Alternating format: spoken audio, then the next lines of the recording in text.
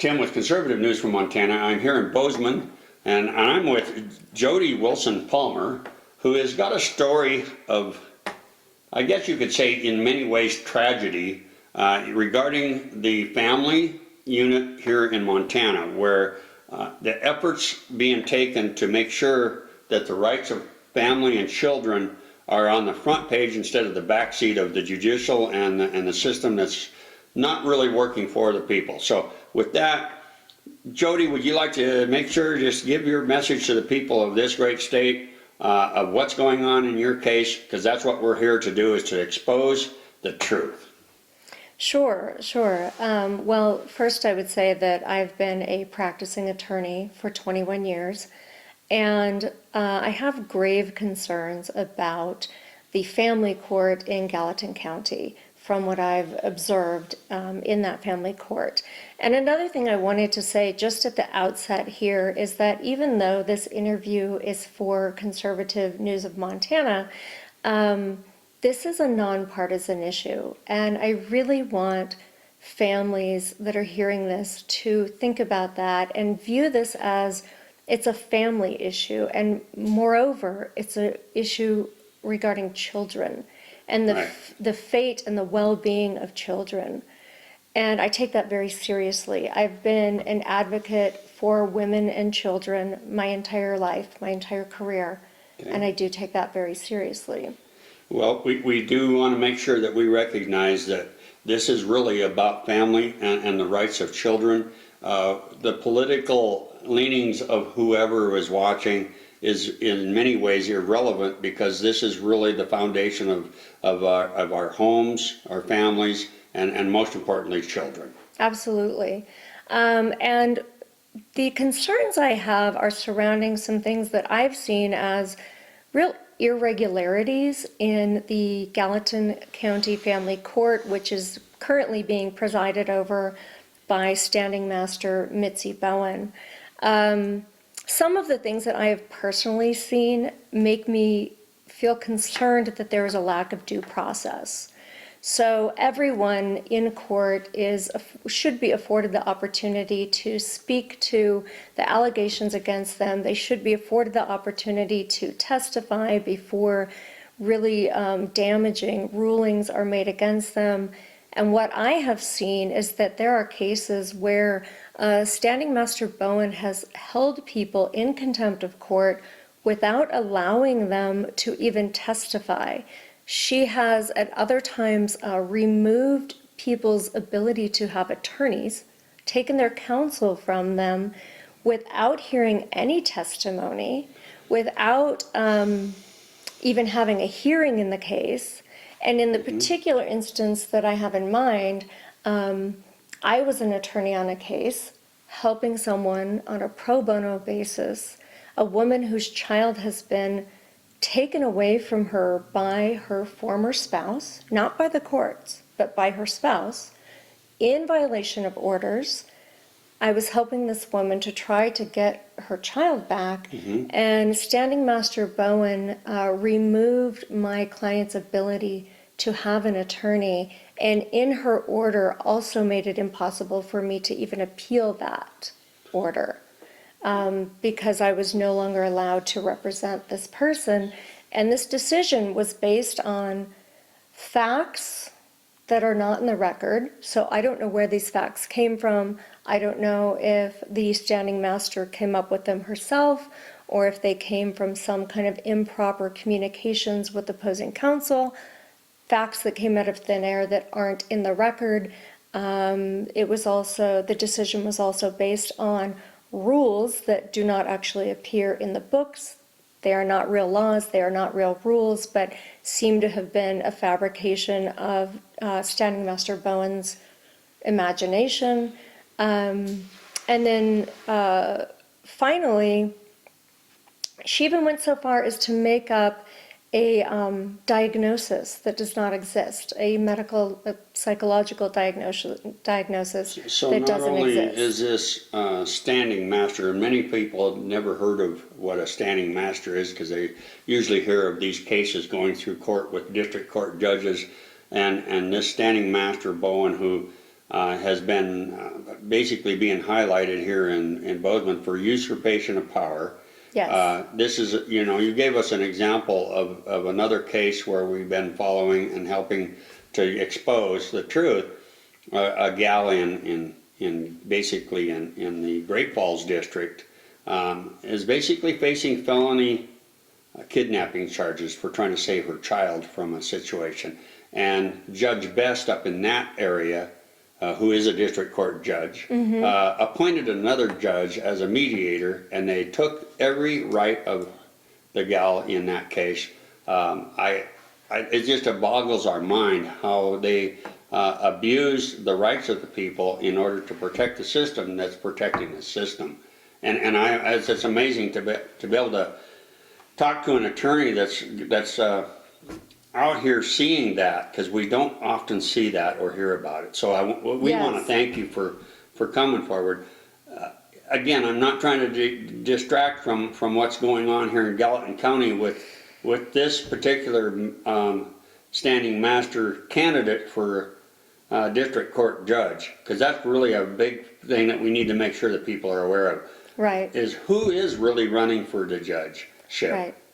Right. Again, I'm sorry for detracting from your message here, but it's really important to make sure we let the people know the details and the connectivity of the whole system in Montana.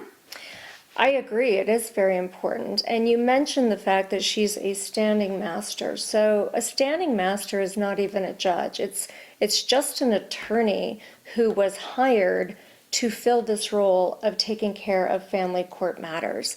So this attorney, Mitzi Bowen, who has been hired to take care of family court matters in Gallatin County, is now running for a municipal judgeship. Oh, a municipal judge, okay. Right.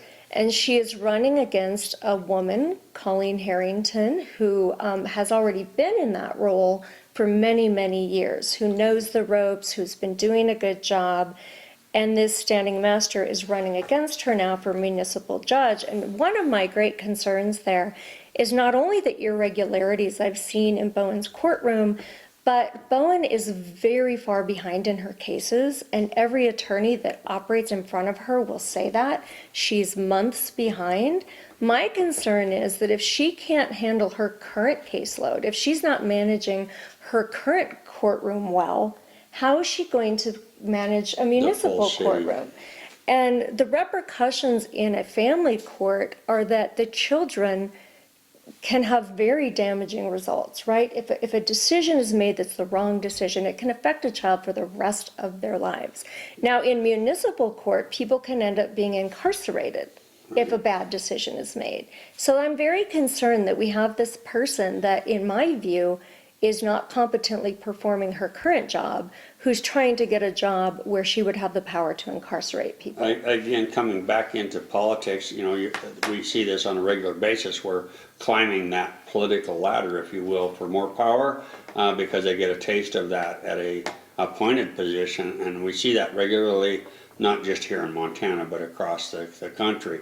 And so exposing these folks that are using that against the rights of the people, the Constitution being the most major egregious thing that we're seeing with these cases. So again, any particularly message that you haven't already helped us get out there that you'd like the people of Montana to hear? Yes, I would say if you were to make the statement that a judge has, quote, only one job, their one most important job is to know the facts of their cases, the true facts, and apply the law as it stands, as it's currently written, to those facts. And my concern is that, in my view, what I've seen Standing Master Bowen do is ignore actual facts or not even learn them, not bother to learn them, and then ignore the law as it is written as well. So the one job of applying the law to the facts is not happening. And if it's not happening now, it's not going to happen in her municipal court either, I would say. So that really concerns me. And then the final thing that I would say, just with respect to the family court in Gallatin County, There are children that are languishing in abusive situations that are not being addressed. These cases are getting pushed out, delayed. A stay is being put in place. A stay is what delays a case, Right. one of the things it can. While children are in abusive situations and no one is doing anything about it. Or if the decisions are getting made, they oftentimes are not being made properly, so that these children then end up going back to their abusers, or women who were abused during a relationship are subjected again and again to post-separation abuse by the former abuser, or the family court is putting them in constant contact with their abuser, and none of that is good for the children. None of that can be in their best interest. Making these decisions without basing them on fact and law is a practice that we're exposing here in Montana, and those that are usurping that power, we need to make sure that we identify them. And again, this attorney, if you will, I'll say that, is seeking a seat on the bench, giving more power than what is already allocated under the definitions. Again, District Court Judge Best in Great Falls is doing the same thing. So it's not exclusive to Gallatin County, and that's our purpose of being here today, is to show that this is a problem across the state of Montana, in probably every community. And if we don't expose that and get it fixed for the people, then it will continue. Mm-hmm. I think that one question that the people need to ask is, if a judge is not making decisions based on the facts and the law, what are they making those decisions based on? What are the influences that are at play there?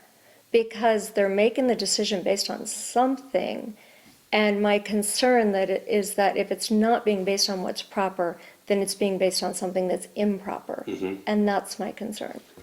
We share that concern across the state, and one of the last things that I would add is number one, thank you so much again for coming forward and helping people understand the urgency to expose the truth here in these cases, and our efforts teamed up together, so to speak, will definitely go a long ways coming into this next election cycle. We're going to make sure that the people know who the good players are, and where the system is really working, and where it's not. Well, thank you for having me. I really appreciate it. Well, thank you so much again. Again, this is Jody Willson Palmer, who is joining us here in Gallatin County, exposing the truth for the people of this great state. Thank you. Thank you.